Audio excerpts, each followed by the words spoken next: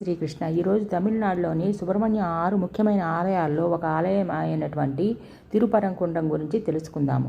ఇది 6వ శతాబ్దం నాటి ఆలయము. పురాణాల ప్రకారము రాక్షసరాజు శూరపద్మన్ ఒకప్పుడు తీవ్రమైన తపస్సు చేసి శివుడి నుండి వరాలను పొందుతాడు. అతను పొందిన శక్తి కారణంగా అతడు దేవతలందరినీ బాధించడం ప్రారంభిస్తాడు. ఇంద్రుణ్ణి అపహరిస్తాడు. ఇంద్రుని భార్య అయిన ఇంద్రాన్ని కూడా కోరుకుంటాడు. అప్పుడు ఇంద్రుడు శివుడు కుమారుడైన మురుగన్ సహాయం కోరుతాడు. తిరుపరంకుండ్రంలో తీవ్రమైన యుద్ధం జరుగుతుంది. అక్కడ మురుగన్ శూరపద్ముని ఒక్క కుమారుని తప్ప మిగతా అందరినీ చంపివేస్తాడు. దాంతో శూరపద్ముడు భయపడి సముద్రం క్రింద దాక్కుంటాడు. మురుగన్ అతను బయటకు తీసి 2 ముక్కలుగా విభజిస్తాడు. అవి దేవుని దివ్య వాహనాలైన నెమలి, కోటి రూపాలతో ఉద్భవిస్తాయి. అందువలన ఇంద్రుడు కృతజ్ఞతగా తన కుమార్తెను దేవసేనను మురుగన్కిచ్చి తిరుపరంకుండ్రంలో వివాహం జరుపుతాడు. మురుగన్ శూరపద్ముని వధించిన రోజున అన్ని మురుగన్ ఆలయాల్లో స్కంద షష్ఠిగా జరుపుకుంటారు. వివాహం కాని వారు ఈ గుడికి వెళ్తే తప్పక వివాహం అవుతుందని నమ్మకం.